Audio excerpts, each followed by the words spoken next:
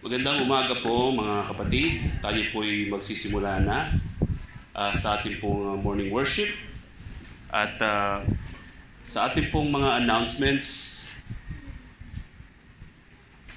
sa January 10 po ay meron tayong prayer rally at 1 p.m.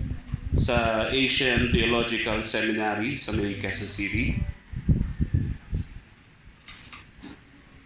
At sa January 18 po, pinapalam po ni Pastor Erwin ng SGRCC anniversary.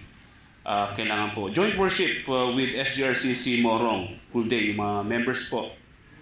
Sa Morong po tayo sa January 18. Ganoon din po, pag-uusapan din po mamaya sa after lunch, paano po tayo makapaghanda at kung paano po tayo pupunta lahat sa Morong sa January 18.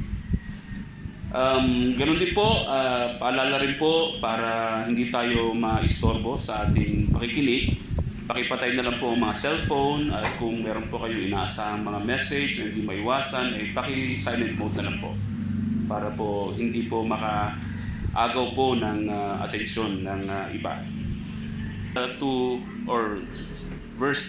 Chapter 2 verse 20. Ngunit ang Panginoon ay nasa kanyang templong banal, tumahimik ang buong lupa sa harapan niya. So ito po ang ating i-observe po today. Tayo po ay magbigay ng kaunting minutong panalangin sa ating mga kinaupuan. Handa po natin ating mga sarili para po sa ating morning worship.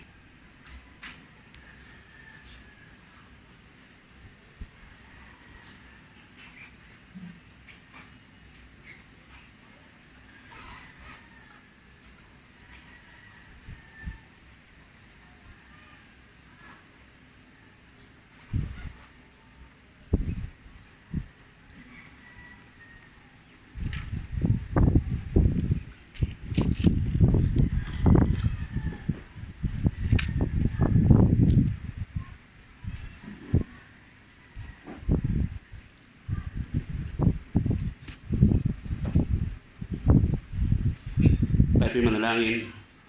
Panginoon, salamat po sa umagang ito na kami po ay binigyan niyo ng lakas at buhay upang muli makaharap kayo at sambahin po kayo, Panginoon, sa amin pong kinaupuan. Kayo po, Ama, ang aming patuloy po na luluwalhatiin. Salamat din po, Panginoon, sa lakas na meron ng bawat isa. Hayaan niyo pong maging malinaw po sa lahat ang inyong pong salita sa araw po na ito. Kayo po, Ama, ang amin pong gabay. Kayo po ang aming Panginoon. Diyos ng aming buhay at ng tanging susundin po ng puso ng bawat isa ay ang inyong pong kahabagan at kagustuhan, Panginoon. Salamat po. Pangamidalangin sa pangalan po ni Jesus. Amen. Buksan po natin ang ating mga Biblia sa mga awit, 102, Psalms chapter 102. At samahan niyo po ako sa pagbabasa. Psalms 102. O Panginoon, pakinggan mo ang dalangin ko. Dumating nawa ang daing ko sa iyo. Huwag mong ikubli sa akin ang mukha mo sa araw ng kahirapan ko. Ang iyong pandinig sa akin ay ikiling. Sa araw na ako'y tumatawag, agad mo akong sagutin. Sapagkat napapawi sa usok ang mga araw ko, at ang mga buto ko'y nagliliyab na parang hurno. Ang puso ko'y nasaktan na parang damo, at natuyo, nalimutan kong kainin ang aking tinapay. Dahil sa lakas ng daing ko, dumidikit sa aking laman ang mga buto ko. Ako'y parang pelikano sa ilang. Ako'y gaya ng isang kwago sa kaparangan. Ako'y gising. Ako'y gaya ng malungkot na ibon sa bubungan. Nililibak ako ng aking mga kaaway buong araw. Silang nang iinis sa akin ay gumagamit sa pagsumpa ng aking pangalan. Sapagkat parang tinapay na kinakain ko ang abo, at ang luha sa aking inumin ay inihahalo ko. Dahil sa galit at puot mo, sapagkat itinaas at tinapon mo ako. Gaya ng lilim sa hapon ng mga araw ko, ako'y natutuyo na parang damo. Ngunit ikaw, o Panginoon, ay mamamalagi magpakailanman. Namamalagi sa lahat ng salinlahi ang iyong pangalan.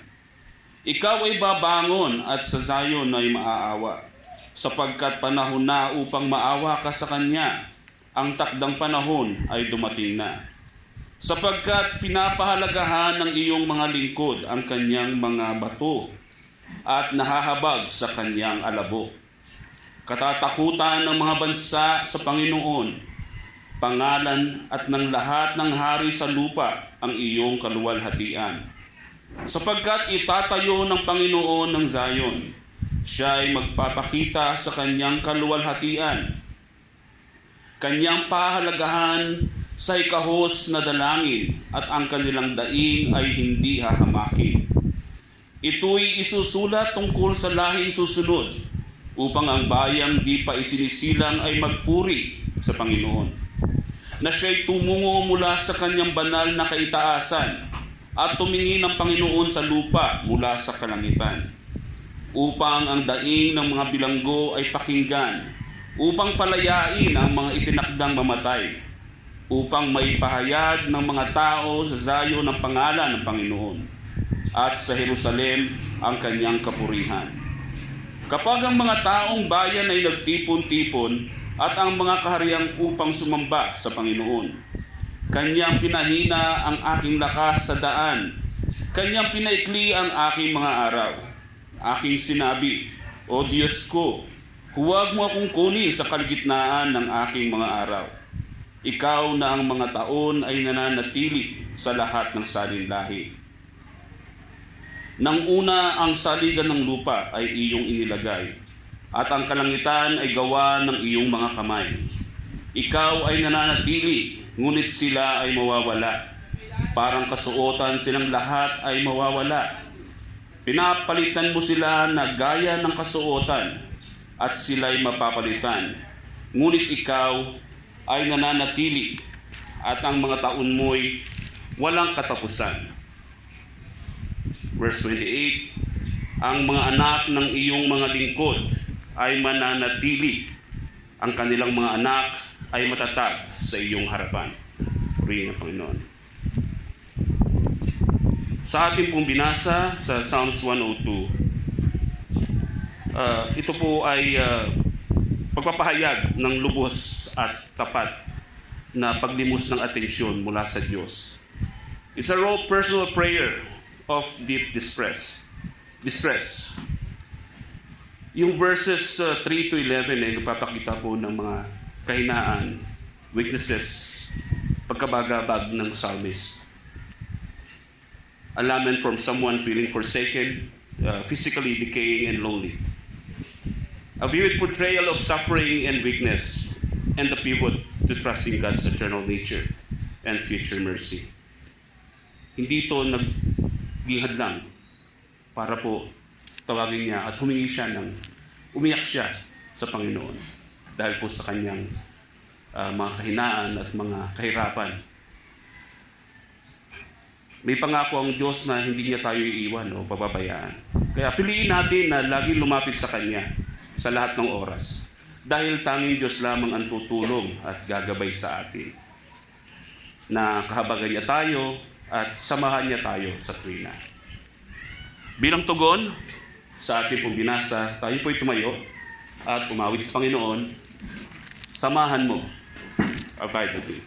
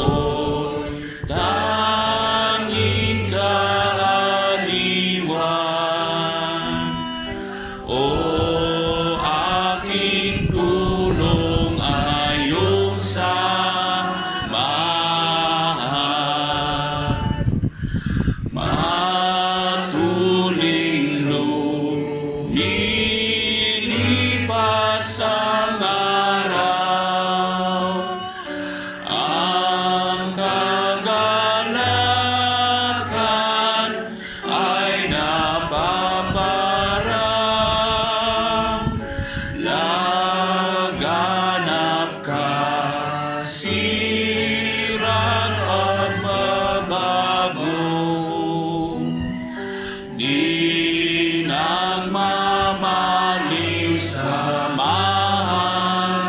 mo ako. Kailangan ko ang iyong pagsama sa biyaya'y ingatan sa sala.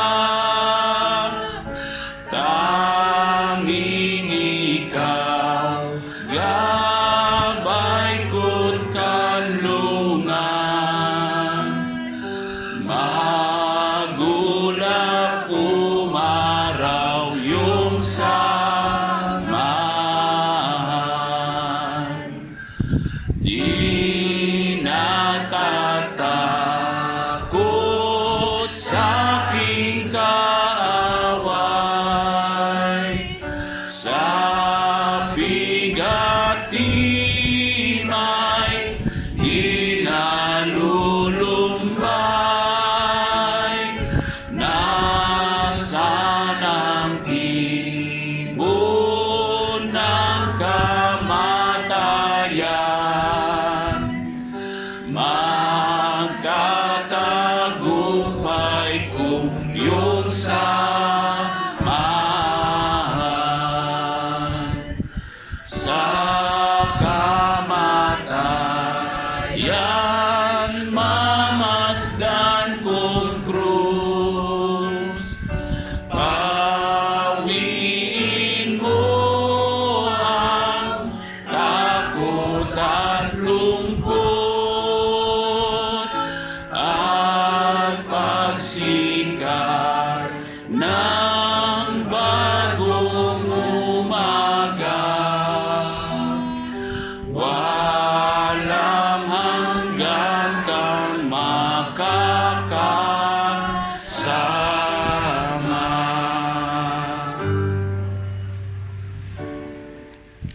Tayo mo po.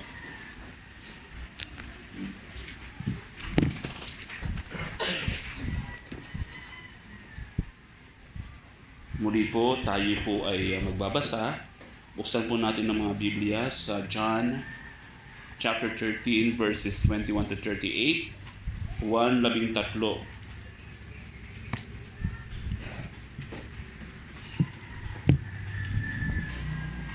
Chapter 13 verses 21 to 38. Kung nariyan na po kayo, nang masabi ni Jesus ang mga bagay na ito, siya'y nabagabag sa Espiritu at nagpatotoo.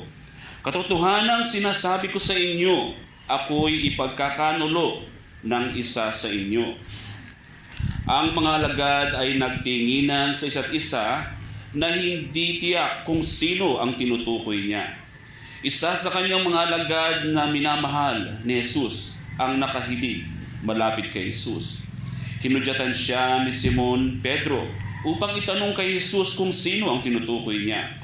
Kaya't yamang nakahilig malapit kay Jesus ay sinabi sa kanya, Panginoon, sino ba iyon? Sumagot si Jesus, siya ay yung aking bibigyan ng tinapay pagkatapos na masawsaw ko ito. Kaya't nang maisawsaw niya ang tinapay ay kinuha niya at ibinigay niya kay Judas, na anak ni Simon Iscariote. Pagkatapos na matanggap ang kapirasong tinapay, si Satanas ay pumasok sa kanya. Sinabi sa kanya ni Jesus, gawin mong mabilis ang iyong gagawin.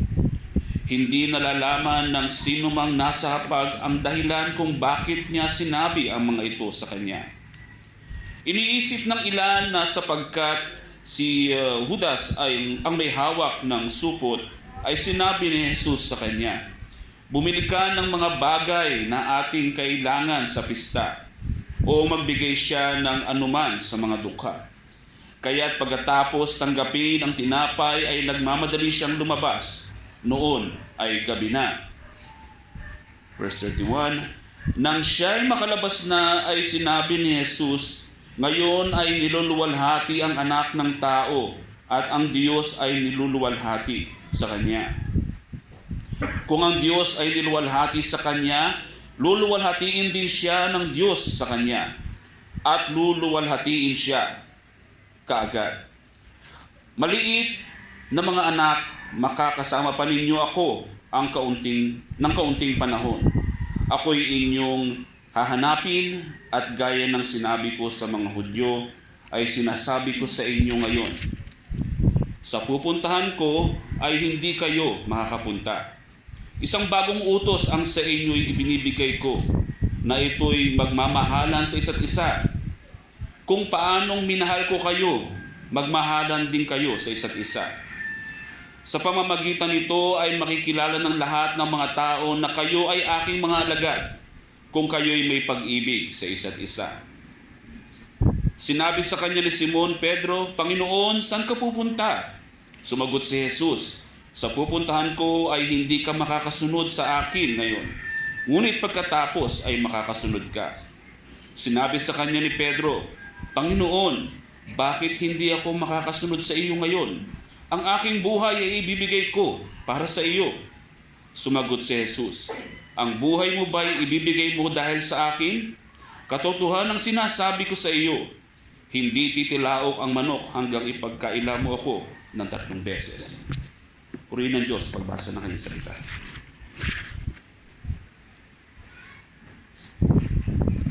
Ang ating pong binasa kanina lamang, ito po yung account na kung saan ito yung sabihin natin ng pag sinabing Judas, alam na natin kung saan natin siya nakakabit sa account na ito, yung pagtataksil sa ating Panginoon.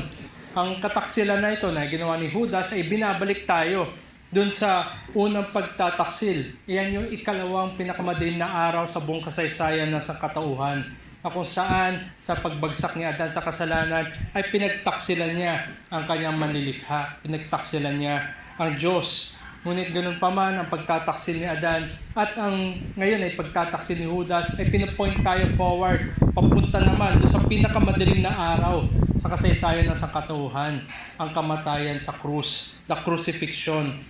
Nandoon sa krus na gagampanan ng ating Panginoon yung kanyang pagtutubos sa kanyang mga inibig, sa kanyang mga ililigtas, sa kanyang mga tao. At doon sa krus na iyon ay makikita din where the Son of Man glorified and God is glorified in Him. Ito ngayon binanggit niya doon sa verse 31. At sa krus na iyon, it is where the love of God is clearly and fully manifested. Ang pag-ibig ng Diyos, wala na ibang higit pa kundi sa pagbibigay niya ng kanyang bugtong na anak na binayubay sa krus at ang kanyang dugo ay tumanak para sa kapatawaran ng kasalanan. At bago dito, matapos na lumabas si Judas, ay binigyan ng ating Panginoon ng instruction ang lahat ng mga mananampalataya. Jesus instructed us to love one another. Tayo magmahalan sapagkat ang pagmamahal at pagmamahalan ng bawat isa, ito yung ultimate antidote sa pagtataksil. Ang sino man na nagtataksil ay hindi umiibig, at sino man na totoong nagmamahal ay hindi niya pagtataksilan ang kanyang pagmamahal, kagaya ng pagmamahal ng ating Panginoon. At sinabi nga niya dito sa verse 35 na kayo magmahalan, that is the sure mark of His disciples, that those that are in Christ loves one another. Sapagkat ang ating Panginoon ang unang umiibig at ang utos niya sa lahat ng kanyang inibig ay kayo rin ay mag-ibigan.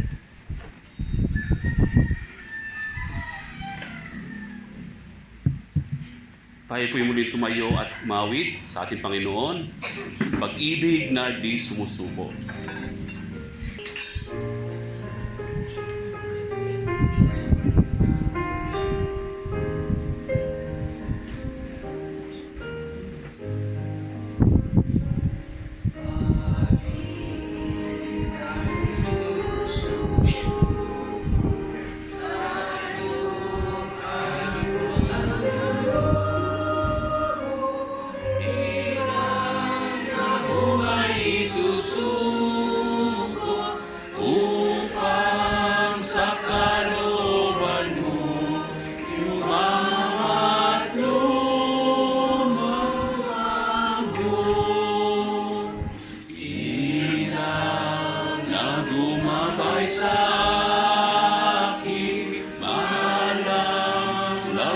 Suluko'y puningiram na sinagoy taguming ng saningas ng araw mo'y ikayong maningning.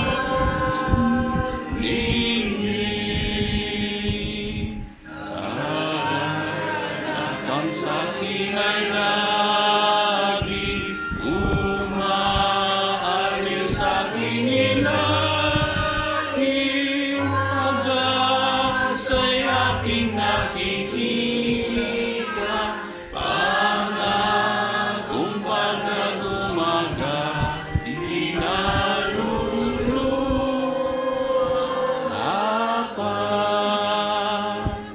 O Diyos na naglikha sa akin, di ka magagawang limutin sa sala na ako'y kumana. Mula sa'yo'y nagtataglay, walang hanggang buhay. Tayo po'y maupo at sa ating pong corporate prayer, tawagin ko natin si Roger Aldrin.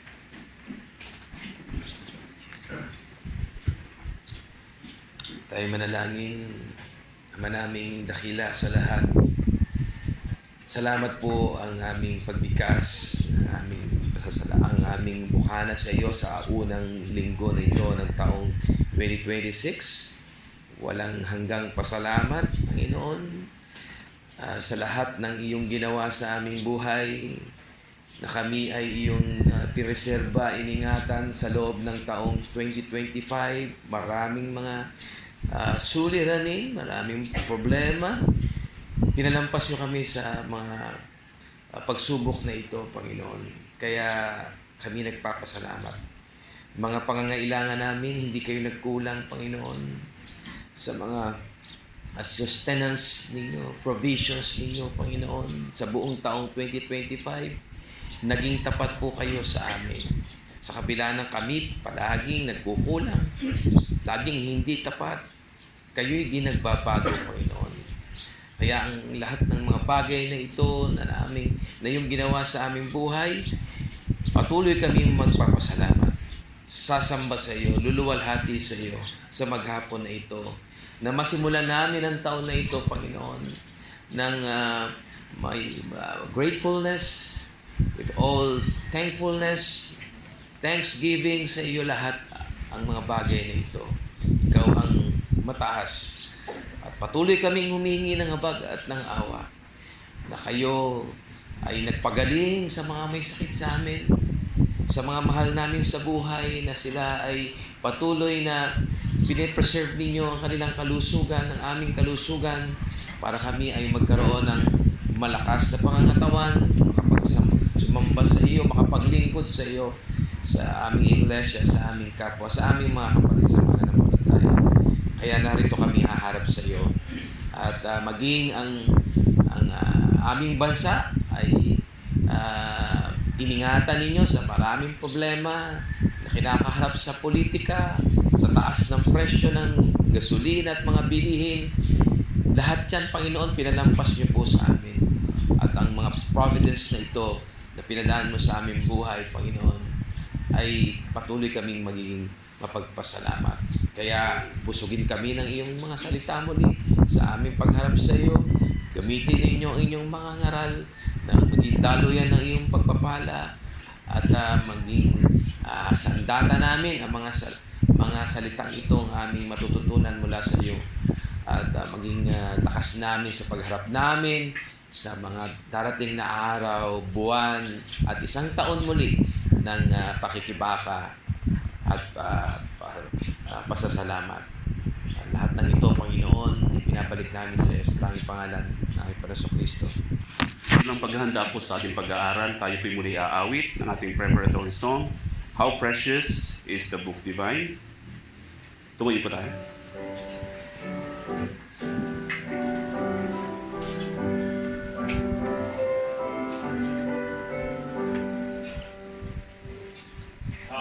Precious is the book divine, by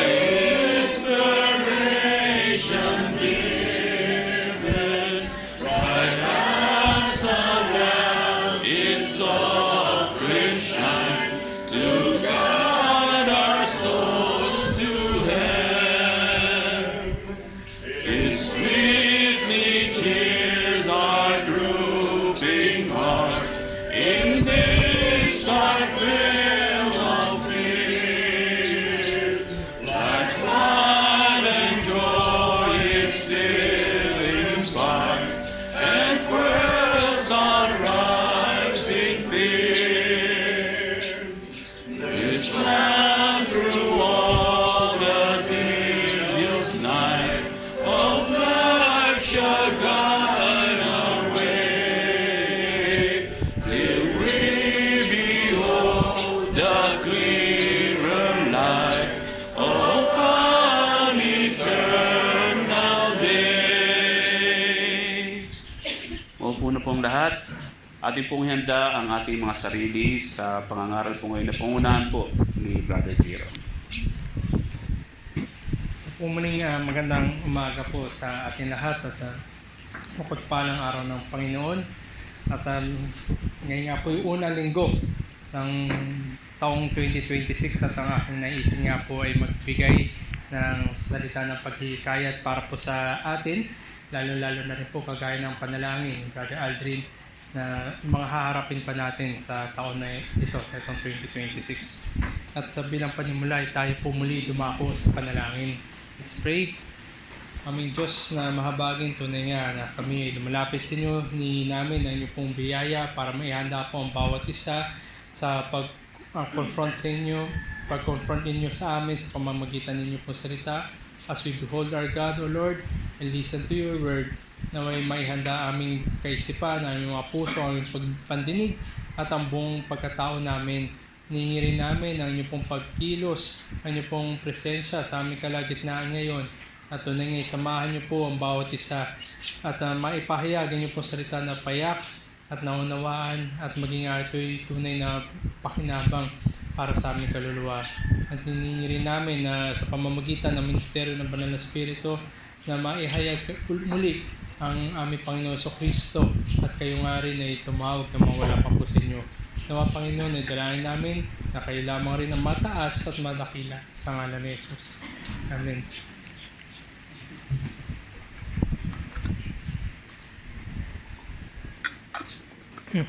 Ayon po sa pagsasaliksik, itong taong 2026, lalo-lalo na rin po sa mga kababayan natin na tumitingin sa mga bituin para sa kanilang kapalaran. Sabi nga dito, lalo na sa Chinese Zodiac, itong year 2026 is the year of the fire horse. So, although yung Chinese year ay magsisimula itong February 17 hanggang February 5, pero ganun pa man ay, di ba, napakadaming mga palabas o mga programa, mga hula, ano ba yung mangyayari sa 2026. Nandiyan na naman yung mga experts ng Feng Shui na nagbibigay ng kanilang mga salobin at yung mga kanilang pananaw. Ito ay sabi dito, itong Year of the Horse is a period of dynamic energy, enthusiasm, and transformation. Sapagkat daw pinapakita o sinisimbolize ng horse ang bravery, independence, and talent. Tapos sinamahan pa ito na fire horse, ng word na fire. Nandun daw yung element that signifies passion, making it a powerful year for bold actions and progress, but also potentially drastic changes. So ito yung sinabi ayon sa Google kung ano ba itong Year of the Fire Horse na ito. At sa katunayan, dahil nga advance mag-isip ang mga tao, last year pa lamang, yung website na Traveloka, ito yung website na yung mga booking, travel booking. Last year pa lamang, January 7, 2025, ay nagsulat na sila ng article patungkol dito sa Fire Horse. Tandaan natin, last year pa lamang ito. January 7 ng last year. Hindi pa nga umabot na 2026, hindi pa nga umabot ng Fire Horse, pero sila ay nagsulat na ng article kung ano ba yung pananaw o ano yung perspektibo para dito sa Fire Horse. Sabi niya, dito sa article na to, the horse free spirit also brings challenges. Maintaining balance, patience, and emotional stability will be essential to thrive in this zodiac year of 2026. Bagamat 2025 pa lang yun, meron na silang look ahead kagad. Mukhang excited na para sa 2026. Ito yung isang sabi natin malungkot na nakikita, realidad sa ating bayan napakadami yung sumasangguni o tumitingin sa mga bituin kung ano yung dadalhin sa atin ng bagong taon. At more often, marami nagsasabi na maganda, high note, pero walang katiyakan doon. At ito nga masabi natin na yung mga sinasabi ng tao, yung mga paalis na taon, lalo na 2025, naging mahirap sa kanila, binibigyan sila ngayon ng optimism na magandang pananaw para sa 2026. Nangyari na ito noong nakaraan, na alam natin na may nagpahayag na magiging maganda yung taon. At yung sumunod na taon, doon pumasok yung mga lockdown. So alam na natin yung mga nangyari. Pero tayo bilang mga mananampalataya, hindi tayo tumitingin sa bituin, hindi rin tayo mahanap ng mga hula o ano mangyayari sa parating na taon. Hindi man natin alam yung buong detalye ng mga bagay na mangyayari, what is yet to come. Pero ganun pa man, tayo ay yung pinaka-optimistic sa lahat. Tayo dapat yung may pinakamagandang pananaw sa mga mananampalataya sapagkat tayo ay sinusustain at tayo ay nagre-rely sa ating Diyos na soberano. Sa kanyang habag at sa kanyang biyaya, tayo ay sumasandal sa ating Diyos. That all such uncharted territories, mahirap man na isipin. Dahil tayo, bilang mga tao, gusto natin yung mga bagay o mga lugar na nakikita natin. Gusto natin, alam natin yung tatapakan natin. Gusto natin, meron tayong parang control sa mga mangyayari. Yung mga lahat ng yan ay uncharted territories para sa atin. Pero bilang mananampalataya, kahit meron tayong uncharted territories, we move forward with confidence. Sapagkat ang dakilang Diyos, ang soberanong Diyos, ay dadalhin tayo, unti-unti tinatransform tayo para sa kanyang kaluwalhatian. At ito rin po yung ating makikita at magiging word of exhortation o paghihikayat sa atin sa pasimulang mensahe sa ating taong 2026. At samahan niyo po ako at kukunin ko po ang teksto sa 2 Corinthians chapter 4. 2 Korinto, Kabanata 4. Babasahin ko po yung verses 1 and 2 at tatalon po tayo do sa verses 16, 17, and 18. Bale yung bracket po na chapter 4, yung unang dalawa at yung huling tatlong talata. Sabi po dito sa chapter 4 na 2 Corinthians, dahil dito, sa pagkakaroon namin ng ministeryong ito sa pamamagitan ng aming tinanggap na habag, kami ay hindi pinanghinaan ng loob, kundi tinatakwil namin ang mga kahiyang bagay na nakatago. Kami ay tumatangging gumawa ng katusuhan o gamitin sa pandaraya ang salita ng Diyos, kundi sa pamamagitan ng pagpapahayag ng katotohanan ay pinapakilala namin ang aming sarili sa bawat budhi ng mga tao sa harapan ng Diyos. Then let's jump to verses 16 to 18. Kaya't kami ay hindi pinanghinaan ng loob, bagamat ang aming panlabas na pagkatao na bubulok, ang aming panloob na pagkatao ay binabago sa araw-araw. Sapagkat inihanda tayo nitong magaan at panandaliang kapighatian para sa walang hanggan at di masukat na kaluwalhatian. Sapagkat hindi kami tumitingin sa mga bagay na nakikita, kundi sa mga bagay na hindi nakikita. Sapagkat ang mga bagay na nakikita ay may katapusan, subalit ang mga bagay na hindi nakikita ay walang hanggan.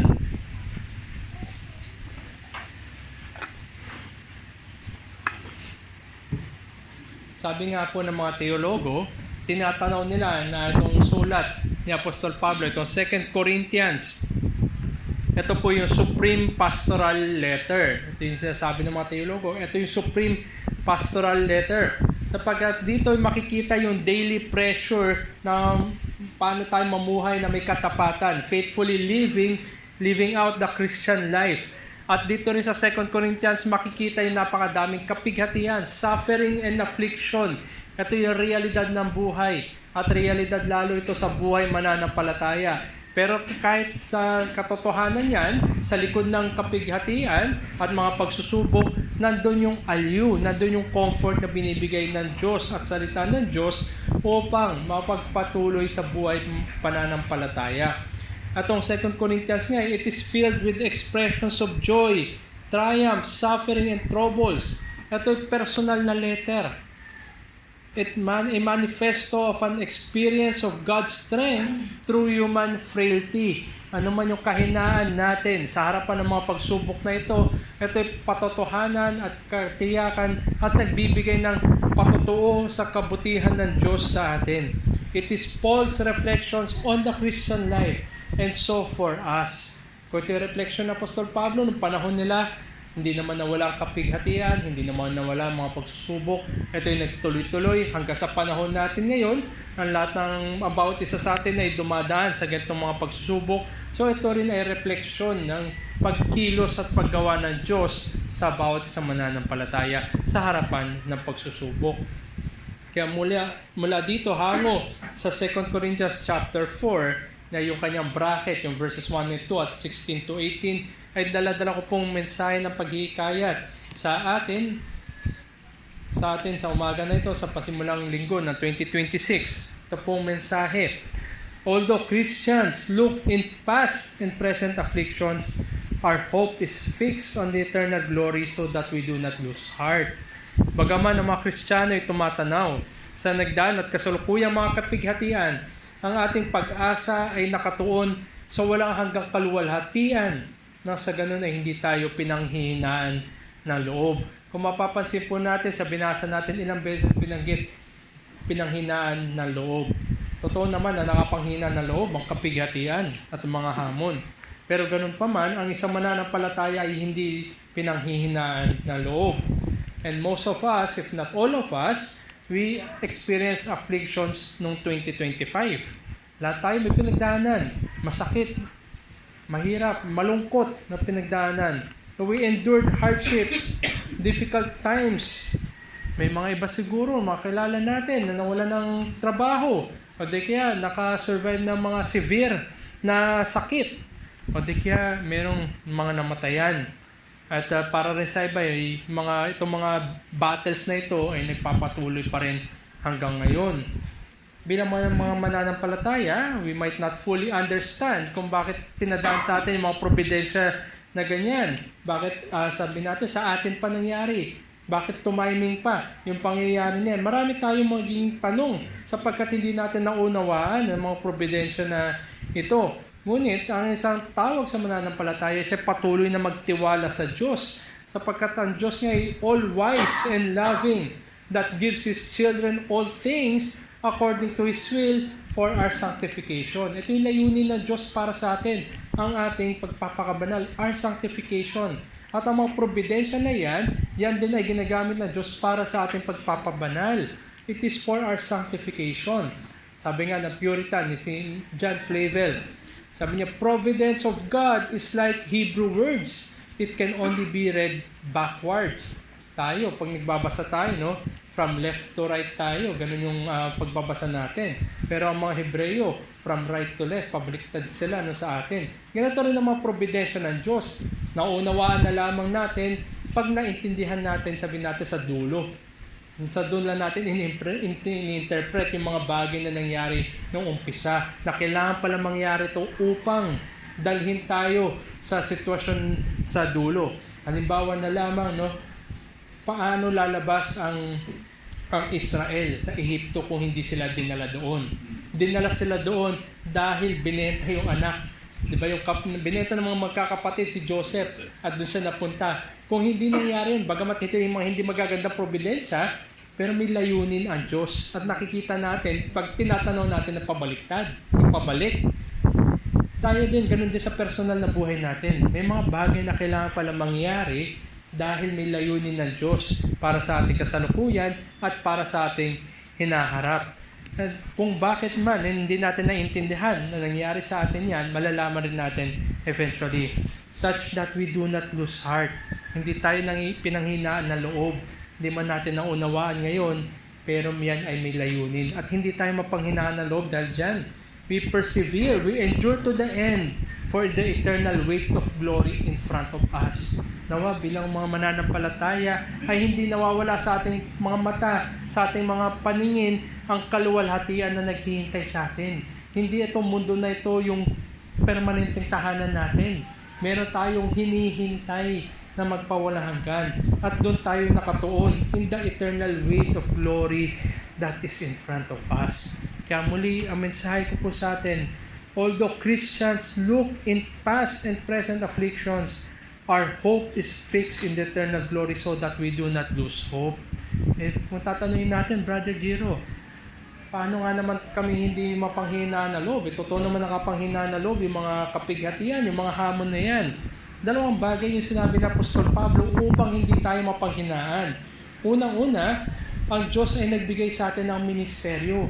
Meron tayong ministry na pinagkaloob ng Diyos na sa ganun ay hindi tayo manghinaan na loob.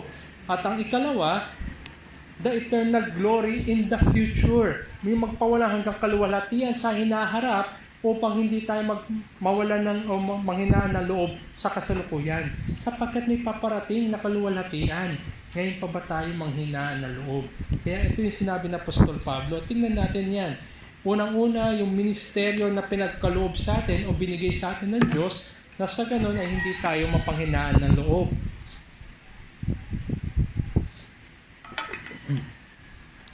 Tingnan natin ito doon sa unang bracket, doon sa verses 1 and 2. Sinimulan nito ni Apostol Pablo, yung sinabi niya ay, dahil dito, sa English, therefore. Pag sumusulat, sa mga sulat ni Apostol Pablo, tuwing ginagamit niya yung therefore, yung dahil dito, mula doon sa mga katotohanan, mga doktrina, mga katuruan ay sinabi niya nung bago dito sa therefore na ito, dahil ito yung mga katotohanan mula sa Diyos, katotohanan sa atin, katotohanan ng kaligtasan. Dahil dito, tayo ngayon ay kumilos. Nandun yung directives, yung mga instruction. Ngayon, ay ito na yung utos, imperative sa atin. Ito nga isang connection. Dahil sa mga katotohanan na nabanggit niya before, tayo ngayon ay kikilos ayon sa mga katotohanan na yan. Because of that, and for this reason, now we do this. Ito yung parang ganun yung sinabi ng Apostol Pablo.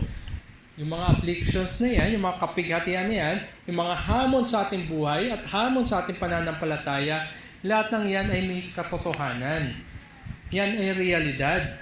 Yan ay dinadanas natin ng bawat isa sa atin. Pero ganun pa man, mayroong great encouragement sa Apostol Pablo na binigay niya sa atin. It is God who gave us this ministry. Pinagkalooban tayo na ng ministeryo. Hindi nawala yung kaisipan ni Apostol Pablo na bagamat ayan ay mga providensya ng Diyos, yan ay habag pa rin, yan ay mercy pa rin sa atin. At dahil yan ay mercy sa atin, may pinagkalooban sa atin ng ministry. Kung tatanong natin, ano yung ministry? Sa kaisipan siguro na marami ang ministry. Yung ministry ng pagtuturo, pangangaral, ministry siguro ng pagkakalob, yung mga iba't iba. Pero ang lahat ng mananampalataya ay binigyan ng kanya-kanyang ministry. Tandaan natin, pinaalalahanan tayo ni Apostol Pablo na dahil may tagumpay ang ating Panginoong Hesukristo. Yan ay nabanggit rin niya doon sa earlier chapter 2, verse 14 and onwards, nabanggit niya Apostol Pablo dahil may tagumpay na nakikristo.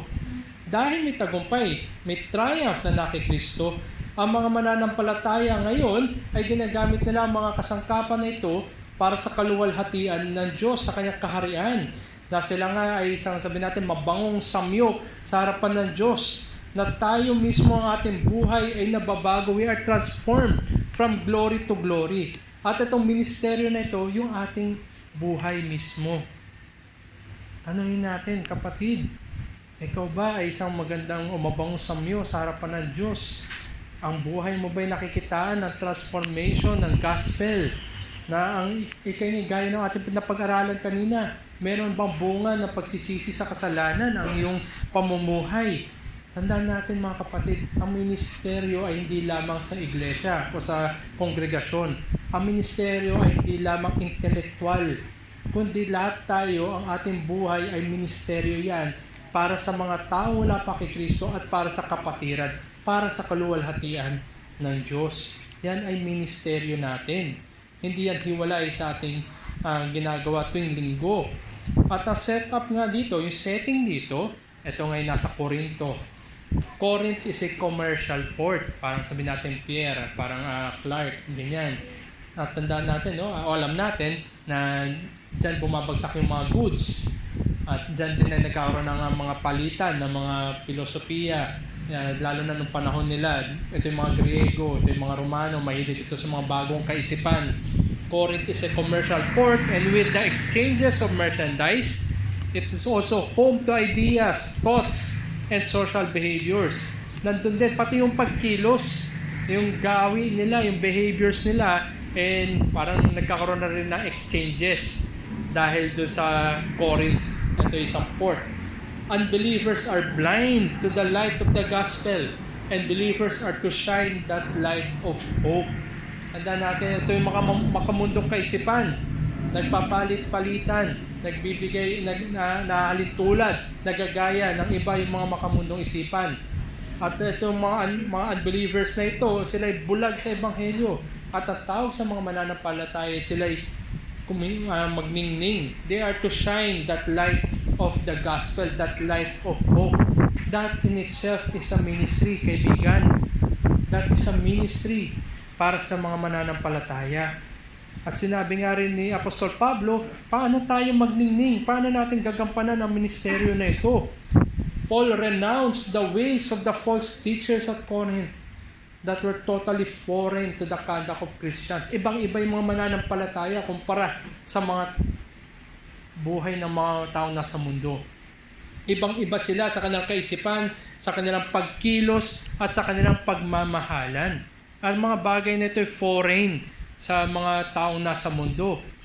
Mahal nila ang kanilang sarili, sila sumasamba sa Diyos-Diyosan, at hindi nakikita yung pagkakaiba nila o yung pinagbago ng kanilang buhay. At ang mga mananampalataya, they abide in the Word of God. Ang tawag nga sa mga mananampalataya, they are people of the book. At anong book ito? Yung Biblia. Binabasa, sinusunod, pinapamuhay ang Biblia. Ito yung mga mananampalataya. At dahil nga ibang-iba sila laban sa mga gawin ng mundo, no Christian abides in sin.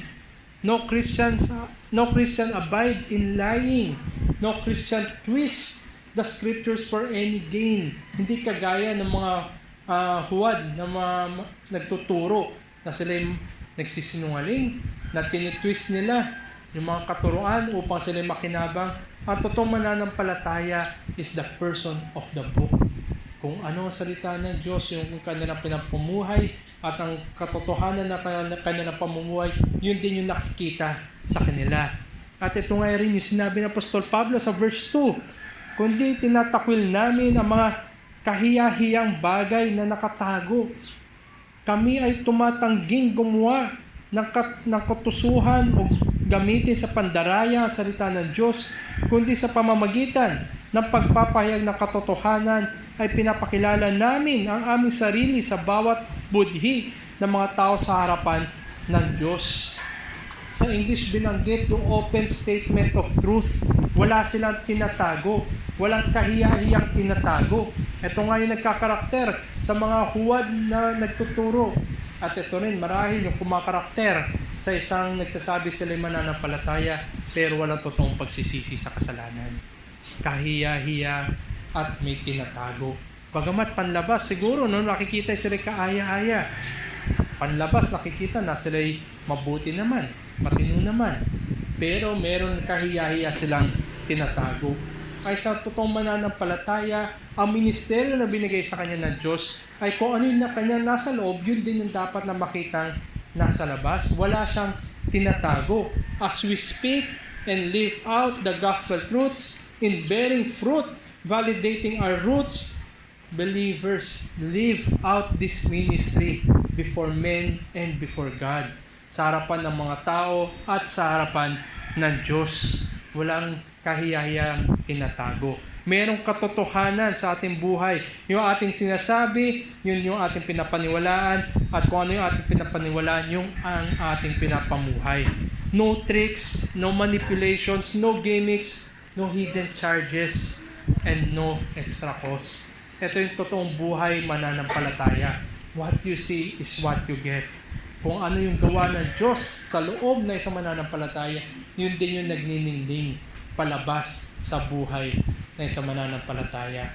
Kung kaya't mga kapatid, nandito parati yung pangangailangan na paratihan na palalahanan natin ang bawat isa sa atin patungkol sa habag ng Diyos. Gaya ng ating napag-aralan kanina, hindi tayo iniwan na pinatawad lang tayo sa kasalanan, kundi ang bawat isa, kumikilos ang Diyos sa bawat isa upang tayo ay maging kagamit-gamit sa kanyang kaharian. It is the mercy of God. Yan ang ministeryo natin. Ito yung pinapakita natin sa harapan ng tao at sa harapan ng Diyos. At ito rin yung nakikita bilang magkakapatid sa pananampalataya. Gaya ng ating nabasa kanina, we love one another, we commit to one another. Ito yung tawag ni Apostol Pablo sa bawat mananampalataya. Commending one another, committing one another to live in the open statement of truth. At kung sa oras na pinamuhay natin ang mga katotohanan na salita ng Diyos at ang kanyang pangako at katiyakan na binibigay na salita ng Diyos, hindi tayo panghihinaan ng loob. Malalabanan natin sapagkat ngayon may tagumpay na kay Kristo. Although may mga kapighatian at pagsubok sa ating harapan, dahil nagtagumpay ang ating Panginoon, dahil nakikita natin ang pagkilos ng Diyos sa ating mga buhay, hindi tayo panghinaan ng loob. Ang katiyakan at ang pangako ng Diyos ay nandun din sa ating harapan at tinutuon ng ating mga mata sa magpawalang hanggan. Christians, do not lose heart. It is God who gave us this ministry. Kung ang Diyos ang siyang gumawa ng kaligtasan, ito'y kanyang kukumplituhin hanggang sa magpawalang hanggan. At kung ang Diyos ang nagbigay sa atin ng ministeryo na ito, ating gampanan na may katapatan para sa kanyang kaluwalhatian. Alalahanin natin, napakadaming one anothering na teksto sa Bagong Tipan. Yan ay lalo na sa konteksto ng kongregasyon. Nandiyan yung pagmamahalan, nandiyan yung pag-ibigan, yung ating concern, yung ating pagpapanalangin, ang dami pa. Yan ay means of grace para sa atin upang tayo magpagal. Kasangkapan ng biyaya. Kasi kung wala ang mga kasangkapan ng biyaya na ito, ay napakadaling huminto, napakadaling manghinaan na loob. Pero dahil ang Diyos ang siyang gumawa ng kaligtasan sa atin, siya ang author and perfecter of the faith, lahat ng iyan ay magpapatuloy. Napakahalagang mga means of grace ang kapatiran. Napakahalagang means of grace ang mga gawain tuwing linggo. At higit sa lahat, napakahalagang means of grace ang mula sa Diyos. Dahil kailangan natin ng kasama. Kailangan natin ng mga kapatiran natin sa harapan ng mga kapighatian na ito, sa harapan ng mga pagsusubok na ito. At kung wala ang kapatiran, napakadaling panghinaan ng loob. Sabi nga sa Ecclesiastes chapter 4 verse 9, "Two are better than one, because they have a good reward for their toil. For if they fall, one will lift up his fellow. But woe to him who is alone when he falls, and has not another to lift him up." Mabuti ang may kasama sa harapan ng kapighatian. Kung wala ka kasama, madaling bumagsak, madaling sumuko, madaling panghinaan na loob. Ngunit kung meron kang kasama, kapatid sa pananampalataya, merong sasalo, merong magtataas sa iyo, merong magpo-point sa iyo pabalik kay Kristo, na sa ganun ay hindi kayo tuluyang manghinaan ng loob. At ang bawat mananampalataya ay tayo ay may ugnayan kay Kristo. We are united in Christ. Dahil tayo ay niligtas ng Diyos at nilagay sa kanyang kaharian, we are obliged to render each one service and ministry both in public and in private. Hindi po kung meron lang nakakita, kundi lalong-lalo na kailangan ka ng iyong kapatid sa panahon na siya'y mag-isa. In public and in private. We have fellowship in the graces. We also have fellowship in the sufferings. But more so, we have triumph in Christ. Gamitin natin yung kanyang mga pinagkaloob sa atin, mga biyaya, mga gifts. Kung nakikita mo saan ka pinagkalooban, yan ay gamitin mo para sa iyong kapatiran. We are given graces by the Holy Spirit for our mutual good, both in the inward and the outward man. Para sa ating panloob, para tayo sa ating pagpapakubanal, at para rin sa panlabas na nakikita ang mga bunga na ito. Kaya ang hamon sa ating mga kapatid, ano man yung role na meron tayo, ano man yung role na binigay sa atin ng Diyos, individually man o corporately, wherever we are placed to conduct ourselves, God has shown us the triumph of hope because Christ, dahil kay Kristo, sa kanyang buhay, kamatayan, pagkabuhay muli, at siya ngayon ay nakaupo sa luklukan ng Ama. Dahil sa katagumpay na ito ay hindi tayo dapat mapanghinaan ng loob. By the mercy of God, there should be no disgraceful or underhanded ways. At tanging lalabas sa atin ang ating pamumuhay ay katotohanan lamang. Katotohanan sa lahat ng ating gagawin. Tayo ba ay sinasabi natin na tayo mananampalataya para makakuha tayo ng simpatya sa iba? Tayo ba'y mananampalataya para makakuha ng pabor sa iba? At tayo ba'y mananampalataya para lang maging likable ng iba? Naway hindi ito makita sa atin. Wala anumang pandaraya na makita sa ating pamumuhay, kundi ang makita ay totoong binago ng Diyos. At ang totoong binago ng Diyos ay hindi pinanghinaan ng loob. So instead, Paul is challenging believers to have that pattern of thinking sa ating kaisipan, sa ating pagsasarita, sa ating pagkilos, sa ating pamumuhay na commendable sa harapan ng Diyos. Because we are serving in the sight of God, the same God who has shown us mercy. Kung sinasabi mo ikay kinahabagan ng Diyos, ipakita mo na ikay naglilingkod para sa Diyos na nagbigay sa iyo ng habag na ito. Na tayo binuhay, tayo sinilang muli, tayo binago ng banal na Espiritu. Niyakap natin ang biyaya ng Diyos. Tayo nagsisi sa ating mga kasalanan at tayo nanampalataya kay Kristo lamang. Na hindi ito'y bunga natin sariling gawa, kundi ito ay gawa ng Diyos sa atin. Kung iyan ang habag na Diyos na iyong natanggap, paglingkuran mo ang Diyos na nagbigay sa iyo ng habag na yan. All that we have comes from Christ and is intended to be of use for the glory of God. And if this is so, kung yan ay totoo sa atin lahat, we do not lose heart to live out as faithful Christians in this world of afflictions. Hindi ko minamaliit ang mga kapighatian. Hindi rin pantay-pantay ang timbang ng kapighatian. At hindi rin pare-parehas ang epekto ng kapighatian sa atin. Merong ibang natiniting na siguro ay mababaw lang yan, pero malalim ang epekto sa kapatiran. Huwag mong maliitin, kapatid, ang kapighatian. Yan ay katotohanan. Pero ang mas magandang paghihikayat dyan ay naroon ng habag at biyaya ng Diyos para sa bawat isa sa atin. At nandyan ang iyong kapatiran upang hindi ka mapanghinaan ng loob. Meron pong nabuhay noong panahon ng 1800s na ang pangalan niya ay si Christmas Evans. Opo, Christmas yung pangalan niya. Pinanganak siya noong December 25, 1766. Si Christmas Evans, ang kanyang ama ay namatay nung bata pa lamang siya. At lumaki ito si Christmas, illiterate, no read, no write. Hindi siya marunong magbasa, hindi rin siya marunong magsulat. Siya ay lumaki sa farm. Siya ay farm laborer hanggang sa kanyang pagtanda. At nung kabataan pa, ito si Christmas Evans ay nawala yung kanyang isang mata. Literally, nawala yung kanyang isang mata dahil sa riot, sa gulo ng mga kabataan, labas sa kabataan, naging violent at nawala yung kanyang isang mata. Etong tao na ito, itong si Christmas Evans, bagamat nawala na maaga yung kanyang ama, nawala rin yung kanyang isang mata dahil sa kanyang kamangmangan, sa kanyang folly, ng kabataan niya, hindi siya napanghinaan ng loob laban sa mga afflictions na ito. Ikaw ba naman, dumanas ka ng kawalan ng iyong ama na matay at nawalan ka rin ng isang mata. Pero makita natin na itong tao na to ay kinahabagan ng Diyos. Sometime in his life, inabot siya ng habag ng Diyos, nagsisi siya sa kanyang kasalanan at nanampalataya kay Kristo lamang.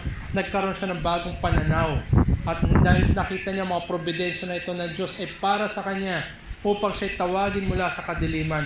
Nagkaroon siya ng bagong pananaw at hindi siya napanghinaan ng loob. Sino man na dumanas siguro ng mga kagaya na dinanas niya ay madaling mapanghinaan ng loob, parang walang direksyon yung buhay. Pero sa habag ng Diyos, na binago ang tao na ito, ang makasalanan na ito, hindi siya napanghinaan na loob.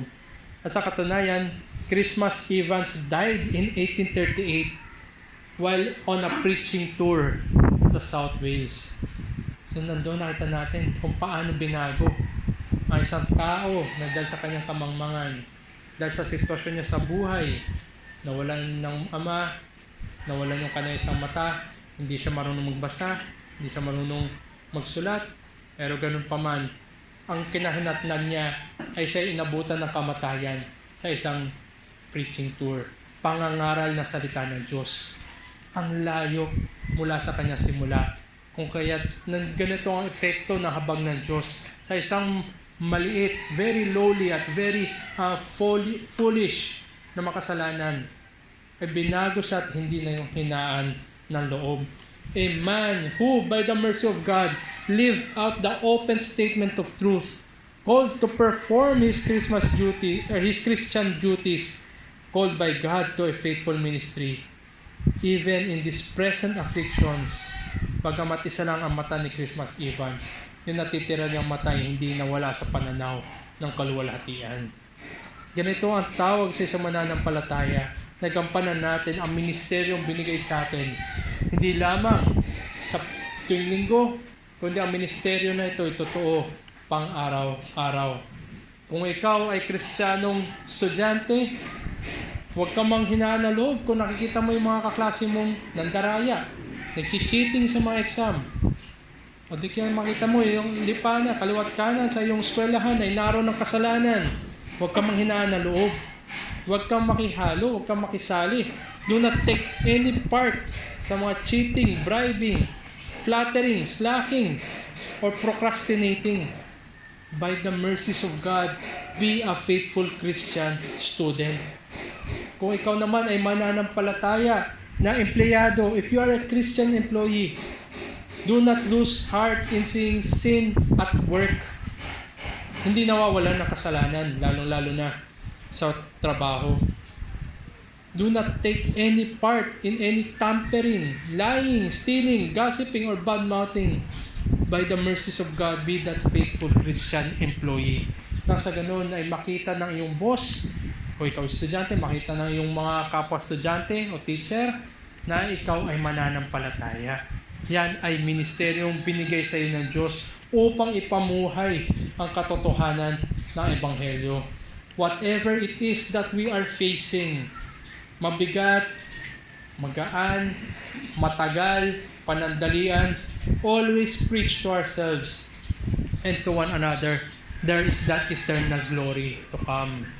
Huwag kang patadaig sa mga temporal na makamundong gawi at kasalanan na nakikita mo sa mundo na ito.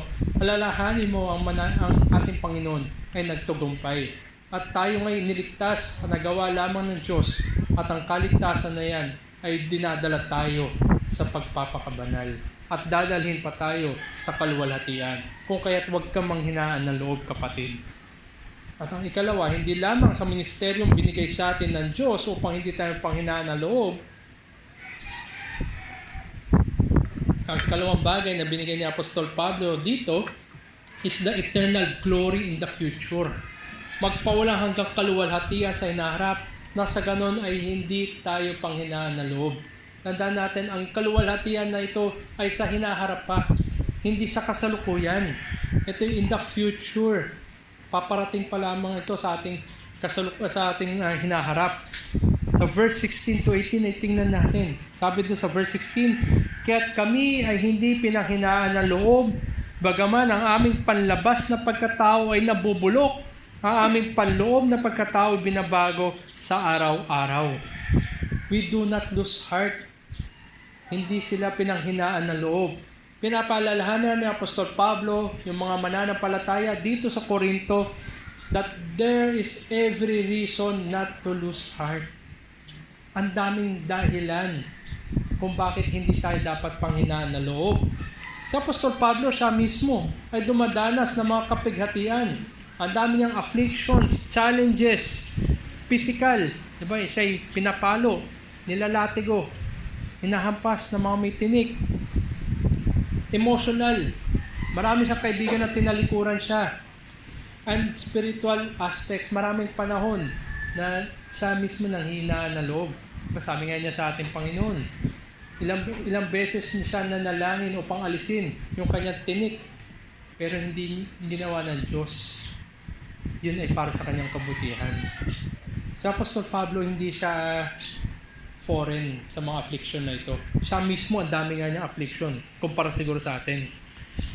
All these have greater purposes, each one given by God for His people to experience the grace of God, para maranasan natin ang biyaya ng Diyos. Sabi nga dito sa verse 15, sapagkat ang lahat ng mga bagay ay alang-alang sa inyo upang ang biyaya, habang parami ng parami ang mga tao na abot nito, ay magparami ng pasasalamat sa ikaluluwalhati ng Diyos.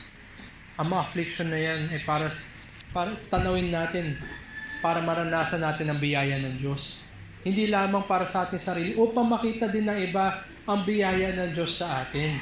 Upang makita rin ng iba, mahikayat din ng iba, na tanawin nila ang mananampalataya na ito, bagamat sa harapan, sa likuran, sa gilid ng kapighatian, siya ay nabubuhay, binigbigyan niya ng kaluwalhatian ng Diyos. Mahamon siya, mahikayat siya sa pananampalataya. Yan ang greater purposes ng kapighatian. Each providence affects us externally, yes. Panlabas, may epekto yan. Sabi nga dito, the outer self is wasting away.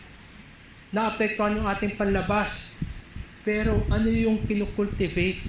Ano yung, sabihin natin, pinapatalas? Ano yung binibigyan ng mas magandang kulay? Ano yung inihahanda? The inner man. Tandaan natin sa kamatayan, iiwan natin ang panlabas na katawan, ang ating panloob na pangatawan, ang ating kaluluwa ay tatawid sa magpawalang hanggan. Inihahanda tayo. Lahat ng kapighatian na yan ay meron layunin. Meron purpose yan. Inihahanda tayo sa magpawalang hanggan. At sa verse 17, sabi ng Apostol Pablo, sapagkat inihahanda tayo nitong magaan at panandaliang kapighatian para sa walang hanggan at di masukat na kaluwalhatian. For this light momentary affliction. Dinidescribe ni Apostol Pablo yung ating mga nakaraan, ating kasalukuyan, at marahil yung ating panghinaharap ng mga affliction. Pero nagkaroon siya ng contradiction dito. Kinontrast niya. Ito yung mga magagaan lamang. Ang mga kapighatian na ito, yung nakaraan, kasalukuyan, at yung pangharapin na kapighatian, ito yung magaan lamang kumpara sa bigat o walang incomparable na kaluwalhatian sa hinaharap. Light momentarily, magaan, panandalian. At ito'y kanyang kinompare sa walang hanggan at di masukat na kaluwalhatian. Kapatid, kung ilalagay natin, kung tayo papapiliin siguro, anong pipiliin natin? Light momentarily afflictions o itong walang hanggan, di masukat na kaluwalhatian? Definitely, kukunin natin yung magpawalang hanggan. Dahil nga kukunin natin at na ating disposisyon ay pumunta dito sa magpawalang kaluwalhatian, hindi tayo manghinaan ng loob. Paalalahanan natin ating sarili na sinabi ni Apostol Pablo, ito ay magaan at panandalian lamang. Lahat ng iyong kapighatian ay iiwan lamang rin. Hanggang dito lang sa mundong ibabaw na yan. Pagtawid natin sa langit, pagtawid natin sa Hordan, sa malalim na dagat na Hordan, walang kapighatian doon. Ito'y temporary lamang.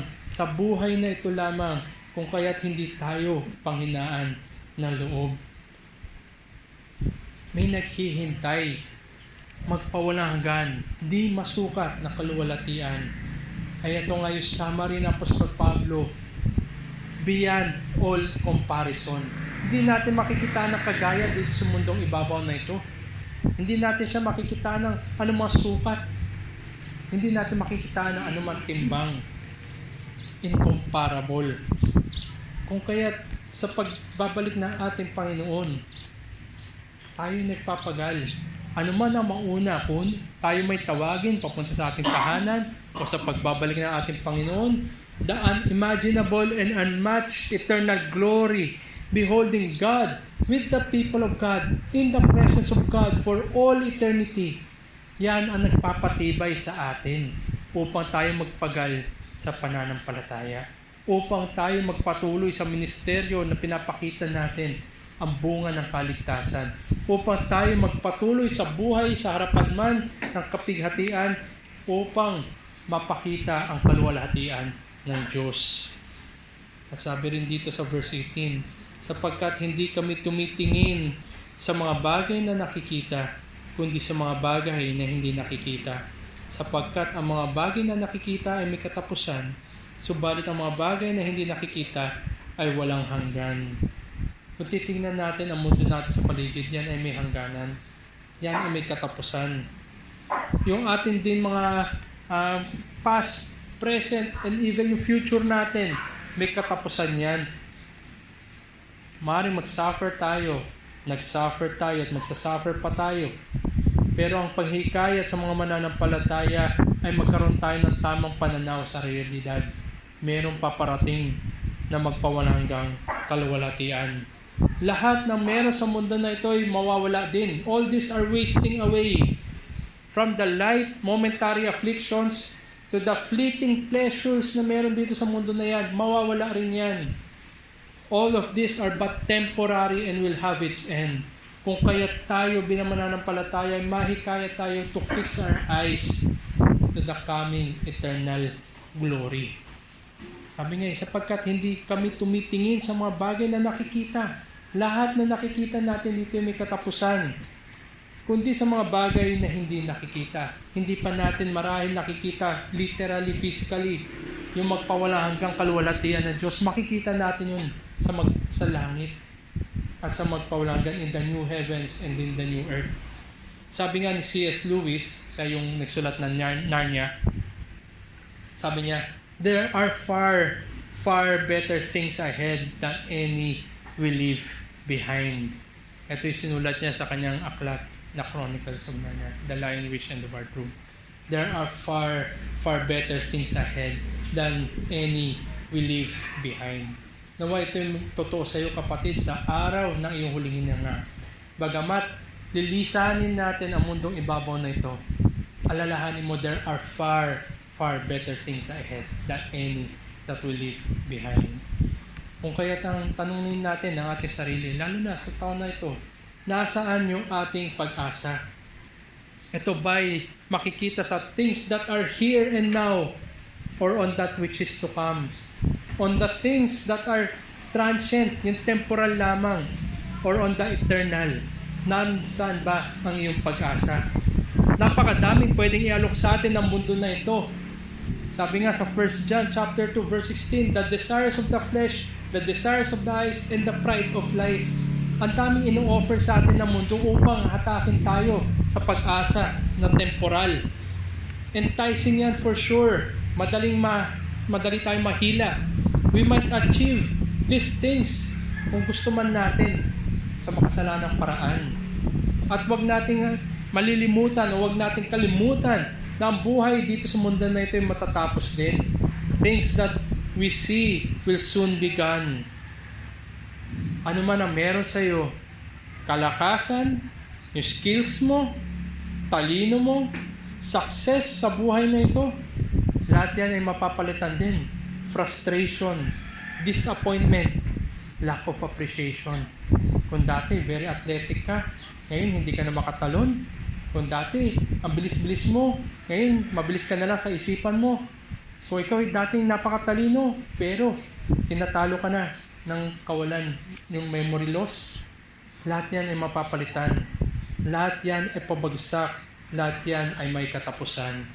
But if we are in Christ, living a life of faith and obedience to God, reflecting on the past, in the present, and future afflictions, it will be worth it.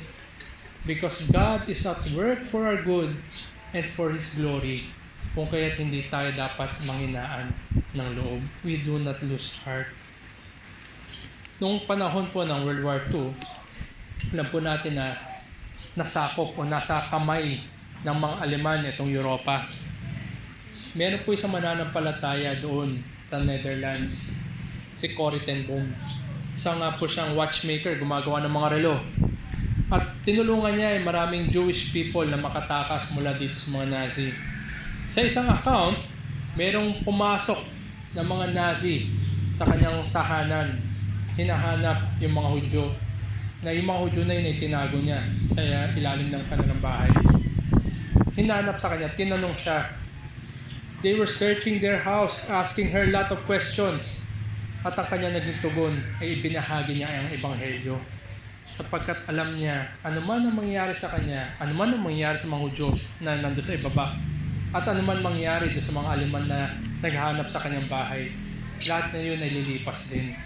At ang tanging magpawalang hanggan na siya mananatili. Even in the face of death, she knew all these afflictions are but temporary. The reign of terror will soon come to an end. But the Nazi soldier ultimately needs salvation, for that is eternal. Nawa ay magkaroon rin tayo ng bagong pagsukat sa ating sarili, sa ating kaluluwa at sa kaluluwa rin ng iba. Magpawalang hanggan yan. Tandaan natin mga kapatid, ang magpawalang hanggan ay nananatili, ang mga bagay na temporal ay lumilipas. At bilang paghikayat din sa mga mananampalataya, ito rin yung marahil na pinakatanyag na linya sa tula ni C.T. Studd, na kung saan sinabi niya, only one life, a few brief years, each one with its burdens, hopes and fears, each with its days I must fulfill, living for self or in His will. Only one life will soon be past, only what's done for Christ will last. Nawa, ito ay maging paghihikayat sa bawat mananampalataya. Nandun ang realidad ng kapighatian, pero lalo pang tumitindi ang pag-asa at ang kagalakan. Bagamat nandun ang takot, nandun din ang kagalakan magpawalang hanggan. Ito ay warning sa bawat isa sa atin na anuman yung maaaring kumuha na ating mga mata pabalik sa mundo, parati mong timbangin yan, kaibigan, sa magpawalang hanggan, walang hanggan at di masukat na kaluwalhatian na paparating. A true Christian, whenever God has placed, will spend their lives on the thing that really matters, things that are unseen and eternal. Unseen and eternal. Kaluluwa natin, kaluluwa ng iba, at ang magpawalang hanggang kaluwalhatian na paparating. At bilang pagtatapos, alalahanin natin ang mga habag ng Diyos. Ipangaral natin sa ating sarili. We preach to ourselves, we preach to our conscience kung sino si Kristo, anong ginawa niya para sa atin. Pinapahayag ang ebanghelyo, napapakinggan mo, kaibigan.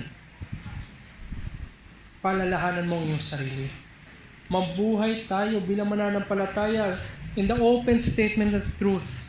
Sariwain tayo ng mga pangako at inihahanda tayo nito from grace to grace and glory to glory. Tandaan natin, kapatid, hindi dito nagwawakas. Meron tayong tatawirin. At ang naghihintay sa kabilang dako ay ang magpawalang hanggan.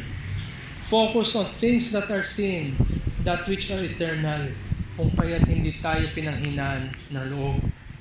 Madaling sabihin na hindi tayo panghinaan ng loob, ngunit naway ito'y maghikayat sa atin na totoo ngang hindi tayo panghinaan ng loob.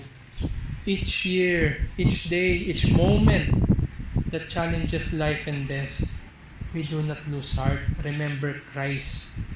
Remember that we already had the triumph in Christ. Let us focus now on the weight of eternal glory in front of us. Kapatid, nandun ba nakatuon ang iyong pananaw o naiiwan sa mundo na ito?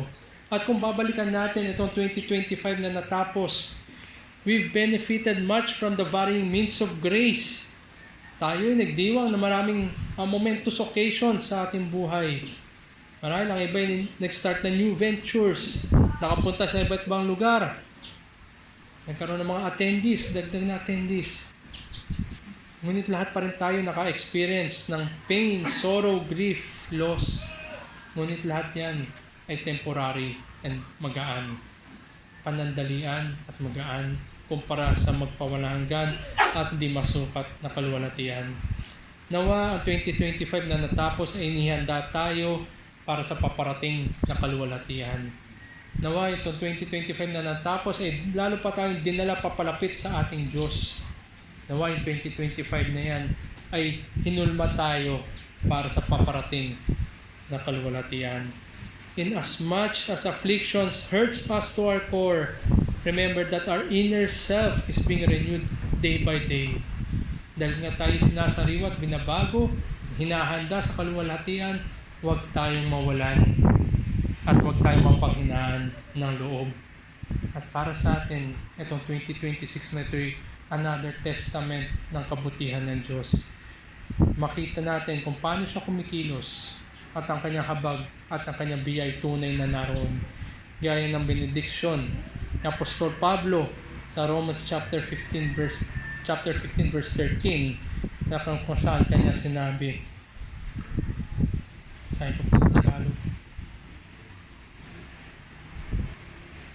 Romans 15:13, ang kanyang magandang salita, ng kanyang benediksyon. Puspusin nawa kayo ng Diyos ng pag-asa, ng buong kagalakan at kapayapaan sa pananampalataya, upang kayo'y sumagana sa pag-asa sa pamamagitan ng kapangyarihan ng Espiritu Santo. May the God of hope fill you all with all joy and peace in believing, so that by the power of the Holy Spirit you may abound in hope. Nawa, kung ikaw ay wala pa kay Kristo, naway itong taon na ito ay matagpuan mo ang iyong pag-asa kay Yesu Kristo lamang. Kayo magsisi sa iyong kasalanan at manampalataya sa Kanya lamang. Nasa ganun ang iyong pag-asa, hindi sa mga bagay na mawawala rin, hindi sa bagay sa mundo na ibabaw na iyong nakikita, kundi ang iyong mga mata na ay matuon sa paparating na kaluwalhatian na kailanman ay hindi mapapalitan o hindi matutumbasan na anuman meron dito sa mundo. Tayo po'y magwakas sa panalangin. Aming dakilang Diyos, muli kami nagpapasalamat sa inyong kabutihan sa amin noong nagdaang taon. Marami sa amin ang dumanas ng kapighatian. Marami yung iba'y patuloy pa rin dumaranas ng kapighatian. Nawa ang aming po narinig at pinagbulay-bulayan sa umaga na ito'y maghikayat sa amin upang hindi panghinaan ng loob. Tunay nga na itong taon na ito, may we truly anticipate inyong pagkilos, ang inyong pong biyaya sapagkat ang inyong pong biyaya ay sapat at sapat para hindi kami panghinaan ng loob. Nawa ay panatilihin nyo kami sa inyong pong kamay that we may truly live out these graces na inyong pong pinagkaloob. At mahamon din ang mga wala pa po sa inyo, sila din po inyong pong kahabagan. Nawa itong taon na ito ay matagpuan sila sa inyong pong mga kamay. Dalahin namin na kahabagan nyo sila, Panginoon, na sa ganun ang kanilang pag-asa din ay matuon sa paparating ng kaluwalhatian. Ito po aming dalangin sa ngalan ni Jesus. Amen. At bilang tugon po, tayo po'y tumayo at aawit po tayo ng hymno na Like a River Glorious na sinabi po niya dito sa unang stanza, like a river glorious in God's perfect peace, over all victorious in its bright increase. Perfect yet still flowing, fuller every day. Perfect yet still growing deeper all the way. Ang perfect na kapayapaan na mula sa Diyos ang siyang pumupuno sa mga mananampalataya. Pinapoint tayo pabalik sa ating Panginoon Kristo at tagapagligtas. And it makes us not to lose heart in every providence that comes to us. Sapagkat ang biyaya ng Diyos flowing fuller every day, growing deeper all the way. At ito ay magdadala sa atin sa kaluwalhatian. Awitin po natin ang Like a River Glorious.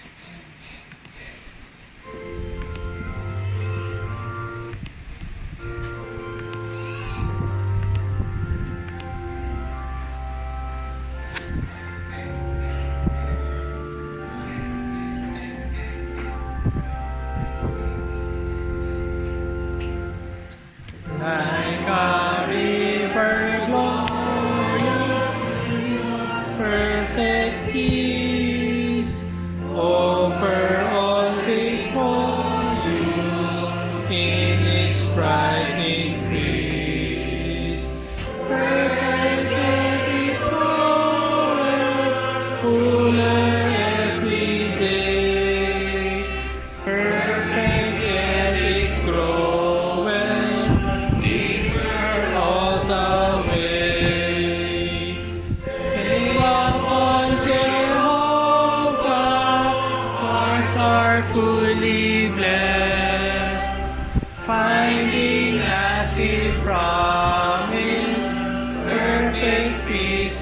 rest.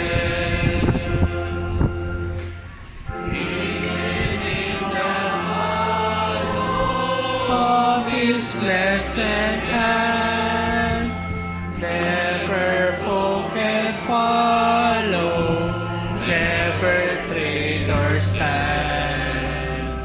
Not a surge of worry, not a shade of care, not a glass of hurry, touch the Spirit there.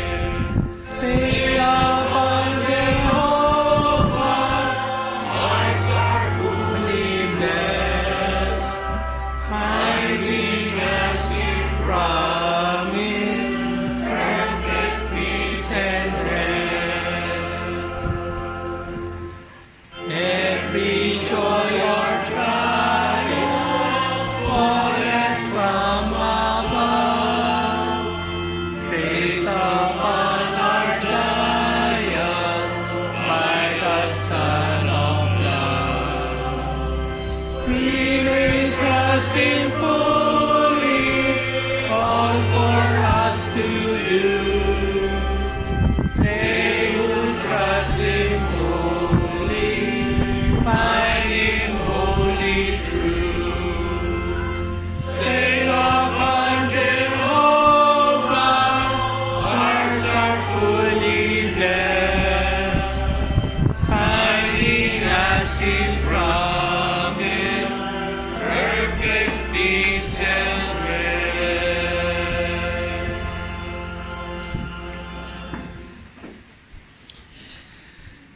Lord, tunay nga po, Panginoon, ang iyong kabutihan sa amin ay hindi nagmamaliw.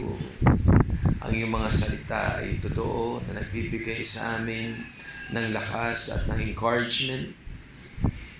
At tunay nga po, ang mga bagay rito sa mundo rin ay marami rito ay mapang-akit, pero ito ay pansamantala lamang, Panginoon. Kami ay ituunin nyo na sa mga bagay na hindi nakikita, mga bagay na hindi material, but spiritual. Pag-uwihin nyo ang aming puso sa araw-araw, Panginoon. Dalhin nyo kami sa kabanalan. At alam po namin, sa bandang huli nito, mga bagay na aming dinaranas, mga pangyayari na dumaan sa aming buhay, ang dulo nito ay maganda at kalawalhatian doon sa iyong tahanan, Panginoon. Kaya kami ay bigyan ng pag-asa, bigyan ng lakas ng loob na harapin ang taon na ito, na 2026, ng buong pagpapala, buong kagalakan na mula sa iyo, Panginoon. At magsilbing lakas ang iyong mga salita na aming babaunin sa araw-araw naming buhay, Panginoon. Salamat po sa pagpapala ng pangangaral sa umagang ito. Ito po ang aming dalangin sa tanging pangalan ng aming Panginoon Kristo. Amen.